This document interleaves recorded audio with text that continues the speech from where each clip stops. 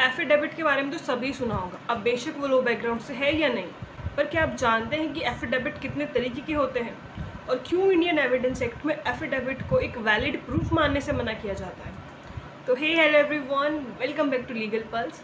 आज हम complete discussion करने वाले हैं एफिडेविट के बारे में। तो एफिडेविट उन स्टेटमेंट्स को बोला जाता है जिसमें आप किसी फैक्ट को ओथ पर डिक्लेयर करते हैं कि वो फैक्ट्स ट्रू है। मतलब आप लिखित में कोई रिटन स्टेटमेंट देते हैं जिसमें आप किसी भी फैक्ट को डिक्लेयर करते हैं कि आपने जो सब कहा है वो as per your knowledge true है। तो अब हम देखते हैं कि एफिडेविट कितने तरीके के होते हैं। सबसे पहले होते हैं ऐसे एफिडेविट जिसमें आप किसी भी फैक्ट को डिक्लेयर कर रहे होते हैं, मतलब डिक्लेयरिंग एफिडेविट। और ये एफिडेविट ऐसे होते हैं जो किसी भी जुडिशियल प्रोसीडिंग में यूज़ नहीं किए जा सकते।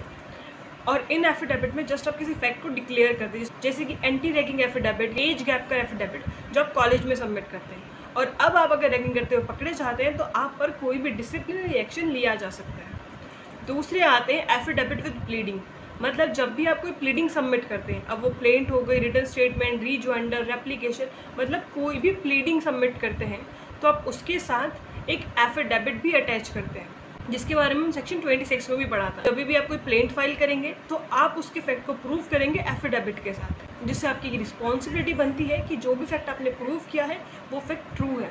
तो अब आते हैं हमारे तीसरे टाइप के एफिडेविट। तो तीसरे एफिडेविट्स वो होते हैं affidavit as a proof of fact, मतलब ये वो एफिडेविट होते हैं जो जुडिशियल प्रोसीडिंग में यूज़ किए जाते हैं। अच्छा, हमने जब इसकी फर्स्ट वीडियो देखी थी इंस्टीट्यूशन ऑफ सूट की, तो उसमें हमने ये डिस्कस किया था कि किसी भी फैक्ट को हम एफिडेविट से प्रूव नहीं कर सकते। तो उसमें हमने देखा था सेक्शन 26 कहता है कि हर फैक्ट को आपको प्रूव करना होगा एफिडेविट से, बट वहीं पर ये कॉन्फ्लिक्ट कर रहा था इंडियन एविडेंस एक्ट के सेक्शन 1 से, क्योंकि बात करता है कि किसी भी फैक्ट को आप प्रूव नहीं मान सकते एफिडेविट से। तो कहीं ना कहीं दोनों के बीच में कॉन्फ्लिक्ट रेज हो रहा था, तो जिसके बारे में हमें सीपीसी में ही गिवन है।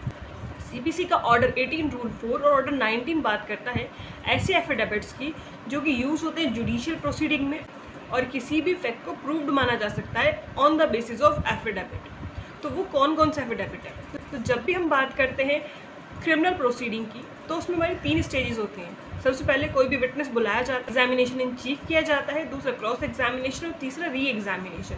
एग्जामिनेशन इन चीफ में जिस पार्टी ने विटनेस को बुलाया है वो उसको एग्जामिन करती है, उससे सवाल जवाब करती है। क्रॉस एग्जामिनेशन में जो अपोजिट पार्टी है वो एक तरीके से कुछ ऐसे क्वेश्चंस करेगी जो उसकी फैक्ट को वीक दिखाने की कोशिश करेगी, मतलब बेसिकली अपना पॉइंट प्रूव करने की कोशिश करेगी। वहीं पर अगर कोई भी कन्फ्यूज़न आती है तो उसी कन्फ्यूज़न को मिटाने के लिए होता है री एग्जामिनेशन। जिस पार्टी ने बुलाया है विटनेस को वही पार्टी दोबारा से उससे सवाल जवाब करती है फैक्ट को क्लियर करने के लिए।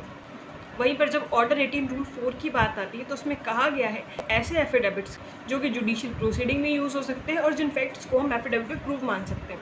तो उसमें हमें बताया गया है कि एग्जामिनेशन इन चीफ एफिडेविट पे किया जा सकता है, बट उसको प्रूव्ड तभी माना जाएगा जब उसका एक क्रॉस एग्जामिनेशन हो जाएगा।